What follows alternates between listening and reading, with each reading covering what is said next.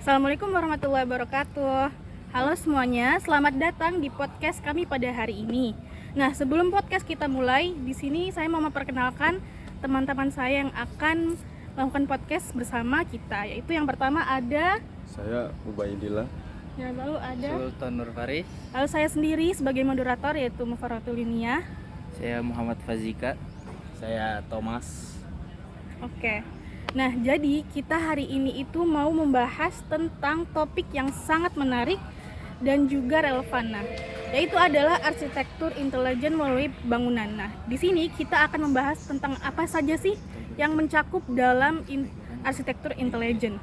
Nah, untuk yang pertama nih, saya punya satu pertanyaan sebagai pembuka, yaitu apa sih yang dinamakan dengan arsitektur intelijen? Siapa yang mau jawab duluan nih? Sebenarnya arsitektur intelijen itu adalah cangkupannya itu kan banyak ya. Ada infrastruktur, analisa data, terus juga ada penggunaan AI. Jadi sebenarnya arsitektur intelijen tuh sebuah perilaku terhadap suatu bangunan. Perilaku ya. Yang dimaksud dalam perilaku dalam bangunan tuh kayak gimana sih?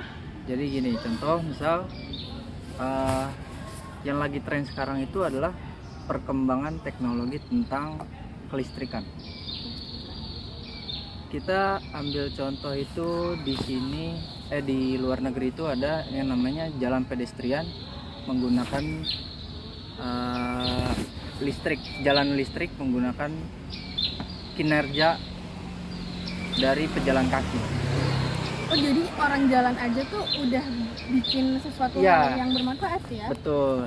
Cuma permasalahannya di sini adalah sebenarnya apakah sebenarnya bisa atau enggak sih di Indonesia nih kita memperlakukan hal itu?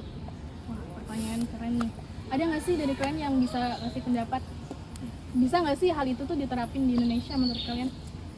Siapa nih yang mau jawab?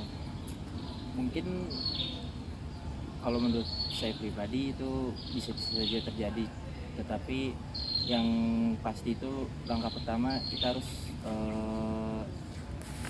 mengedukasi masyarakat kita betapa apa sih arsitektur intelijen itu.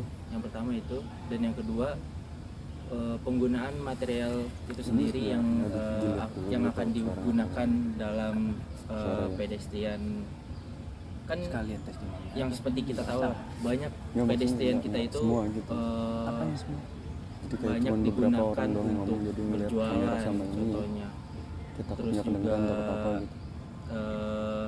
yang digunakan hal yang bukan diperuntukannya untuk pedestrian. Misalkan ada sepeda motor naik ke pedestrian, itu kan sangat-sangat tidak etis lah. Bagi saya pribadi itu bisa saja terjadi, tapi kita harus mengedukasi masyarakat terlebih dahulu apa itu arsitektur intelijen dan penggunaan bahan material untuk pedestrian itu sendiri. Oke. Iya ya, jadi untuk ngasih tahu ke orang-orang tuh juga sebenarnya butuh effort yang gede kan, karena sebenarnya di Indonesia pun pedestrian tadi kan dipakai buat jualan, terus kadang juga motor suka pakai pedestrian buat jalan kalau macet gitu. Ya emang bener sih. Tapi selain pedestrian ada nggak sih hal arsitektur intelijen yang bisa kita terapin di Indonesia? Mungkin dalam bangunan ada beberapa ciri-ciri arsitektur intelijen dalam bangunan. Yang pertama itu ada fungsi dan keindahan, interaksi sosial, dan penggunaan teknologi. Kalau fungsi dan keindahan itu arsitektur intelijen yang menggabungkan fungsi praktis dengan keindahan visual. Bangunan yang dirancang untuk memenuhi kebutuhan pengguna sambil tetap menarik secara estetis. Contohnya kayak banyak bangunan gedung yang modern, perkantoran. Dan ada juga interaksi sosial, desain yang baik dapat mendorong kolaborasi dan komunikasi antara pengguna. Ada juga yang ketiga, penggunaan teknologi. Arsitektur intelijen juga mencakup integrasi teknologi modern dalam desain bangunan. Ini termasuk penggunaan sistem otomatis untuk pengelolaan energi dan keamanan. Plus minusnya ada nggak sih tentang si keamanannya ini? Yang harus kita tahu sebenarnya di Indonesia tuh hal apa aja sih sebenarnya yang ini tuh masih bisa relevan atau enggak kita pakai di sini. Terus masalahnya kan di sini sebenarnya karena kita kan cuma punya 2 iklim ya, panas dan hujan. Sebenarnya ini tuh jadi masalah yang bakal nantinya tuh pasti sustainable dan keberlanjutan. Masalah ini tuh nggak akan pernah kelar karena dari orang-orang dari negara kitanya sendiri yang belum patuh dengan aturan sebenarnya.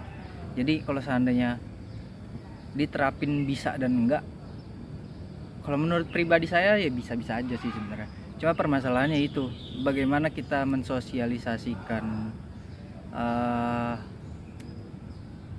kemampuan orang-orang yang ada di sekitar. Tapi kan nggak semua orang tuh tahu soal arsitektur intelijen ya. Nah, untuk kita bisa ngasih tahu ke mereka pentingnya itu tuh gimana tuh? Pentingnya ya, sebenarnya kalau ngomongin tentang hal penting, Thomas yang bisa jawab. Coba Gimana gimana? Mas? Pentingnya apa? Pentingnya apa ya tadi ya? Pentingnya mengedukasi Edukasi, masyarakat. cara mengedukasi untuk orang-orang yang ada di sekitar. Bagaimana dia mengetahui bahwa ini kita ada teknologi terbaru yang harus dipatuhi.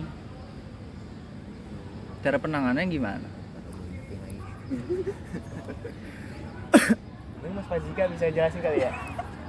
Kok jadi lempar? Tembak Sebenarnya Ya.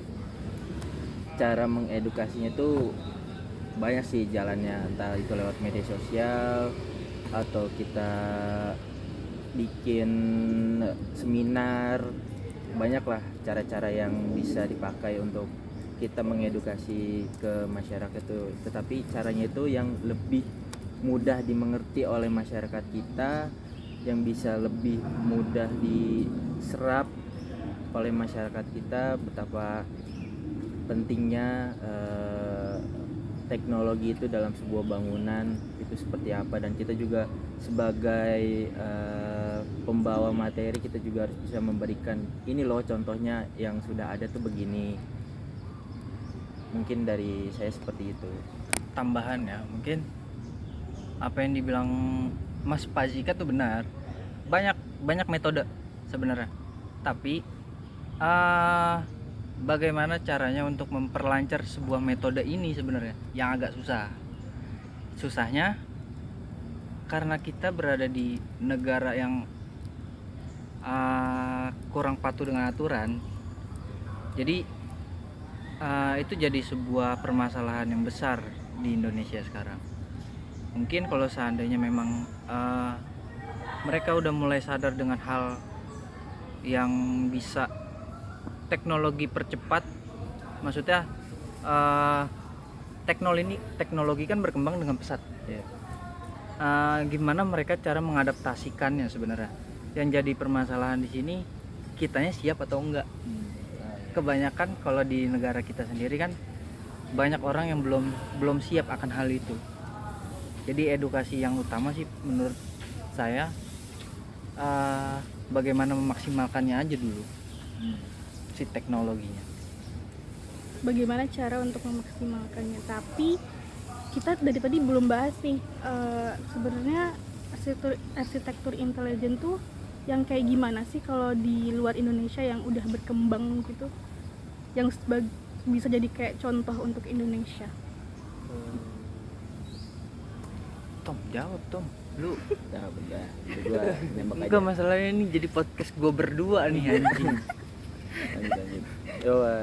Contohnya itu ada di salah satu bangunan, kayak saya kurang tahu itu di Cina atau di mana. Di itu ada sistem bangunan yang dia punya shading secondary skin itu. Bangunan dia bisa menyesuaikan misalkan arah mataharinya tuh ada di mana. Nah itu dia bisa nyesuaiin posisi dia untuk menghalau matahari itu, mengurangi cahaya matahari yang masuk ke dalam ruangan tersebut, sehingga di bangunan tersebut tuh nggak begitu panas dan juga tidak terlalu Koreksi apa. mungkin bukan cahaya ya, panas. Iya, panas, mungkin panas lupa saya. Itu yang udah cukup berkembang di luar Indonesia ya terutama ya. Tapi saya sendiri di Indonesia mungkin ada, cuman belum tahu lah. Di Indonesia mungkin ada tapi nggak yang seintelijen itu gitu Iya. ya. Mungkin kayak ya udah dipasang tapi nggak optimal dalam waktu tertentu gitu ya. Iya. Iya sih, bisa jadi hal yang menarik sih, karena kan di Indonesia kan tahu lah ya kalau musim panas tuh panas banget. panas banget. Iya. Kalau dingin, kalau hujan udah hujan terus. Jadi emang perlu inovasi baru sih. Ya sebenarnya kalau seandainya butuh inovasi ya, sekarang kan solar panel itu kan udah bisa jadi secondary skin. Sebenarnya yang jadi pertanyaan adalah apakah secondary skin si solar panel ini sesuai dengan kebutuhan di Indonesia atau enggak? Iya nggak sih? Iya. Sadar nggak sih? Kalau ketika lagi hujan itu kan ya bisa hujan berhari-hari, berbulan-bulan, dan solusi dari solar panel pun juga kan bisa jadi permasalahan yang besar. Harus meregenerasi baterai, terus cara pendaur ulangan baterai yang akhirnya kan nantinya bakalan jadi limbah, dan limbah ini tuh nggak akan bisa diproses ulang kembali gitu. Sebenarnya kalau dibilang buat ganti perubahan dari satu masa ke masa yang lain tuh pasti ada aja minus plusnya, tapi ya kan namanya juga berkelanjutan kan, pasti ada aja masalah sama solusi. Jadi menurut saya sih kalau untuk solar panel ya untuk sekarang itu ngasih manfaat yang lebih daripada ruginya. Jadi kayak ya udah nggak apa-apa, kita kasih pengertian, kita kasih kesadaran ke masyarakat, tapi kita juga kembangin tuh gimana caranya biar dia tuh bisa lebih optimal. Betul. Cuma ada satu pertanyaan nih untuk Mas Thomas sebenarnya. Apa? Kita berbicara masalah solar panel tadi ya. Kita angkat isu tentang secondary skin yang tadi Mas Fajika sebut. Sebenarnya seefisien apa sih di Indonesia menggunakan solar panel sebagai secondary skin? Karena yang saya tahu juga Mas Thomas ini kan seorang peneliti. Buset. Sebenarnya kalau soal panel jadi secondary skin itu mungkin detailnya saya kurang tahu gitu kan. Tapi kalau sepengetahuan saya namanya itu diperuntukkan untuk secondary skin itu kan berarti lebih ke eksteriornya kan. Berarti apa yang dibuat pada bangunan yang menggunakan secondary skin pasti ada fungsinya. Lebih ke itu aja sih. Jadi masalah cocok atau enggak di Indonesia, sebuah produk itu ada di Indonesia pun pasti itu produk pasti berguna gitu, karena kan ada fungsinya juga. Mau itu bukan permasalahan yang saya sebut itu bukannya ya, jadi bukan apa ya, bukan yang Mas Thomas sebutin. Jadi masalahnya adalah efisien atau tidak sebenarnya. efisien pasti, karena kan sebagai yang menggunakan pasti dia tahu itu fungsinya untuk apa. Soalnya pasti ada keuntungannya dari menggunakan secondary skin. Oke. Efisiennya tuh di dalam apa? Tapi Ya dari fungsi solar panel aja sih, kayak menghemat energi gitu, lebih efisien dalam menghemat energi tanpa harus memakai listrik gitu, listrik pusat, menghemat biaya walaupun ya Ya betul, agak secondary skin ya, kita tahu lah agak memangkas biaya listrik ya. ya. Udah gitu aja sih, terima kasih. Mungkin ada pertanyaan lagi? Nah, Tapi dari kalian ada yang pernah pakai nggak sih solar panel? Kalau dibilang pakai belum ya? Belum. Belum sih, cuman Lu sekedar kayaknya tahu. udah deh. Belum, gue belum bang. Cuman mungkin kayak tahu aja gitu. Sama lebih tertarik juga sih mungkin, karena kan fungsinya itu sendiri kan ya kita tahu lah banyak manfaatnya dibanding kekurangannya untuk saat ini ya, untuk saat ini. Oke, tadi kan udah bahas tentang solar panel, pedestrian, apalagi tadi sun Iya, shading. sun shading. Kalau yang di dalam bangunan sendiri tuh ada nggak sih peran arsitekturnya dalam intelijen tuh? Di dalam bangunan ya? Iya, di dalam bangunan. Sebenarnya AC, lampu itu sebuah intelijen. Karena sekarang yang berkembang kan teknologinya, bukan isi pikiran yang ada di manusia. Teknologinya yang berkembang. Lampu bisa nyala ketika ada sebuah pergerakan. Sama yang tadi kayak gue sebutin di pedestrian jalan. Mekanisme listrik kinetiknya itu bisa menghasilkan sebuah inovasi baru sebenarnya, yang nantinya semua orang itu pasti akan include ke arah sana. Teknologi lagi berkembangnya,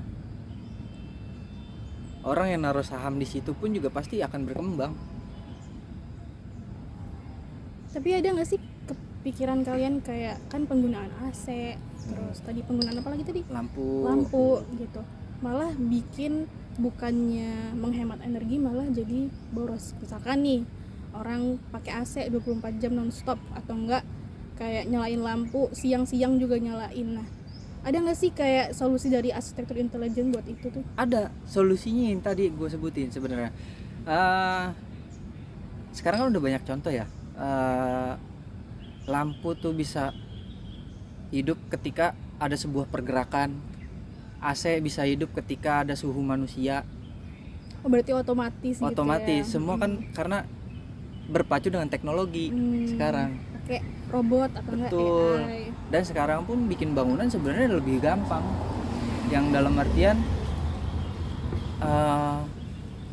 di luar negeri sendiri gitu ya, banyak permasalahan yang modelnya itu ngebangun rumah bisa menggunakan 3D printing. Gimana tuh 3D printing? 3D printing ya mekanismenya mungkin sama ya. Dalam 3D printing sebuah maket sebenarnya mekanismenya sama. Cuma yang menjadi beda adalah bahannya. Bahannya itu kan dia menggunakan semen ya. Semen apa ya? Semen khusus mungkin. Dan gue juga belum meneliti ke arah sana sih sebenarnya. Cuma kan ini kan yang harus sebenarnya kita bahas juga, relevan gak sih kita bawa ke sini tentang mekanisme kinerja kinetiknya tadi, terus si robot tadi di sini tuh efisien gak sih, bagaimana cara mereka tuh menggantikan manusia bisa berkelanjutannya tuh harus survive kayak gimana gitu. Jadi ya menurut gua untuk Indonesia yang lebih maju sih agak puyeng sebenarnya. Ya emang dari generasi mudanya sih harus yang apa ya, gerak. Karena kadang tuh orang udah terlalu nyaman, jadi ya udah gitu jalanin apa aja yang udah ditahu, nggak pengen tahu hal-hal baru. Ya, sebenarnya orang-orang kita tuh kebanyakan misalkan ada sebuah teknologi baru yang itu harus banyak orang pakai dulu baru orang tuh mau tertarik. Oh ternyata banyak yang pakai, oh ternyata banyak ya kegunaannya. Contohnya kayak sepeda listrik sekarang kan, yang awalnya cuman sedikit, lama-lama orang tertarik, rame beli semua, bahkan anak-anak kecil pun pakai. Terus juga handphone kan, semakin berkembang teknologi itu semakin apa ya namanya ya, minat kita tuh semakin tertarik, oh gimana sih ini, penasaran kan pasti ya. Terutama dalam sebuah bangunan itu sendiri pasti banyak orang-orang yang ingin memakai, namun dengan harga yang mungkin yang bisa dibilang cukup mahal. Jadi orang-orang kita tuh banyak yang belum bisa menggunakannya. Itu sih. Ya mungkin itu kayaknya keterbatasan kos sih. Dari Mas Ubay gimana nih Mas Ubay pendapatnya? Apa tadi pertanyaannya? Pertanyaannya apa ya? Nggak ada pertanyaan. Nggak ada pertanyaan, pertanyaan, cuman sebenarnya umpan-umpan penjelasan Umpan doang. balik lu doang. Sepeda listrik, terus robot robot bangunan. Menurut lu gimana sih? Menurut lu 3D relevan printing ya? nggak sih?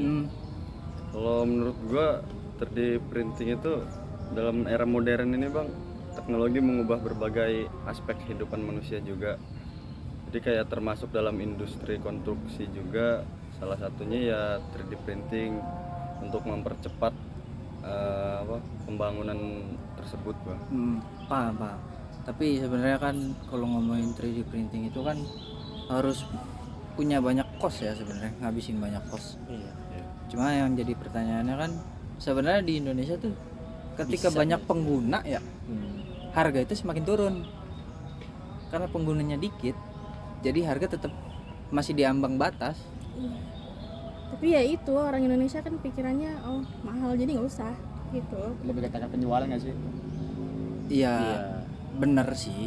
Cuma kan permasalahannya adalah bagaimana kita memanfaatkan dengan baik aja sebenarnya. Pemanfaatannya untuk apa sih sebenarnya? Sebenarnya kalau dibahas pemanfaatan banyak. Iya, pasti banyak banget. Cuma kan yang jadi permasalahan adalah efisiennya atau enggak di Indonesia tuh dibentuk, diadakan, kayak gitu sih. Mungkin dari Mas Thomas ada pertanyaan gitu.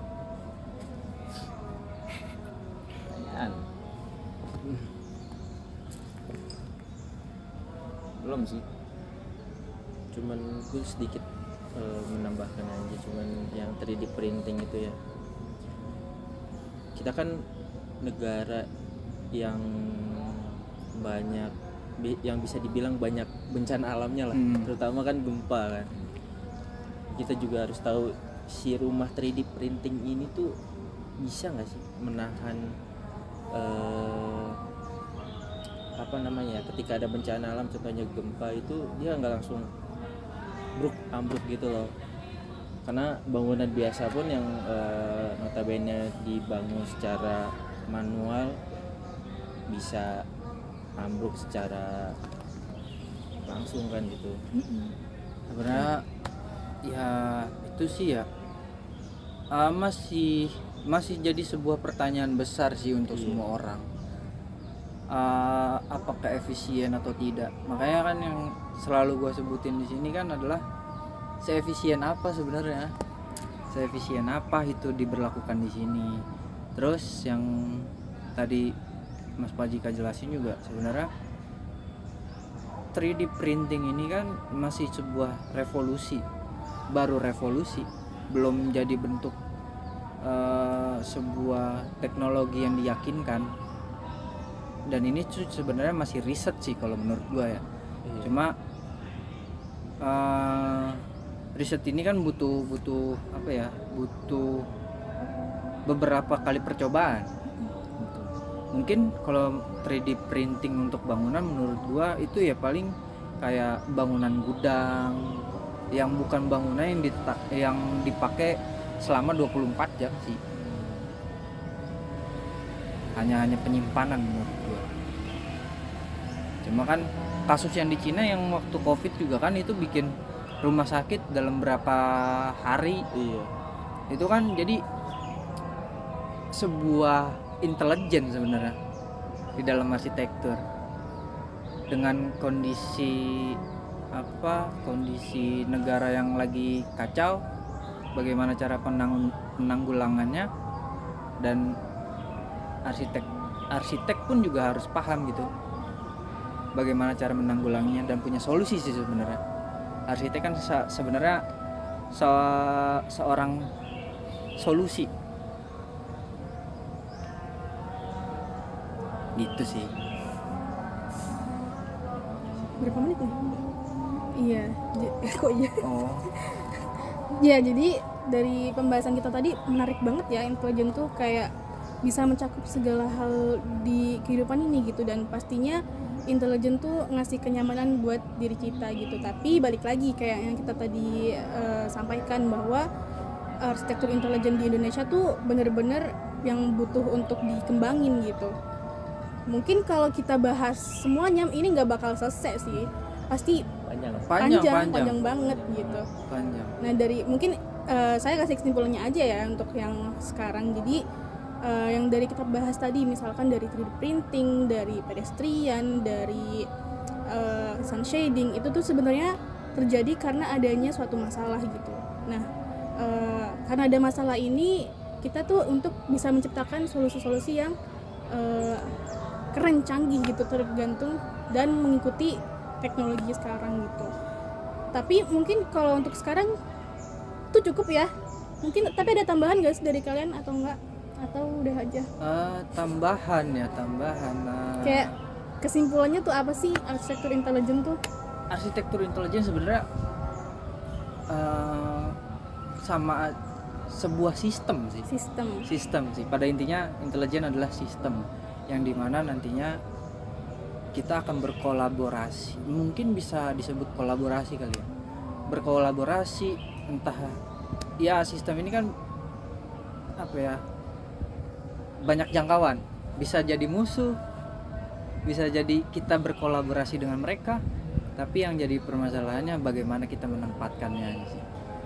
Jadi gimana cara kita untuk reaksinya kita ke hal itu gitu. Kalau untuk Mas Ubay nih, Bang Ubay, apa tuh arsitektur intelijen kesimpulannya? Sama sih, kayak paling sistem ya, kayak mungkin kayak lebih ke teknologi yang lebih memajukan gitu sih. Memajukan. Kayak AI gitu contohnya. Banyak sih. Kalau dari Bang Thomas? Ya, sama sebenarnya ya, intelijen itu sebuah sistem yang berguna buat manusia, berguna untuk penggunanya, kayak sebuah teknologi canggih kan. Ya itu aja sih. Terakhir nih dari Bang Fazika. Untuk kesimpulannya mungkin arsitektur intelijen itu lebih, ya pada intinya sama lah, sistem, mengurangi biaya, penggunaan listrik mungkin salah satunya ya kan. Banyak biaya-biaya yang mungkin bisa terpangkas dengan adanya arsitektur intelijen di dalam sebuah bangunan. Itu sih mungkin kesimpulannya. Oke, gitu ya guys. Jadi arsitektur intelijen tuh yang pastinya itu adalah untuk memajukan dan memberikan dunia yang lebih baik buat kita semua. Nah, mungkin dari kita itu aja untuk podcast kita hari ini. Makasih yang udah mau dengerin. Kita semua pamit undur diri. Wassalamualaikum warahmatullahi wabarakatuh. Dia ngomong apa?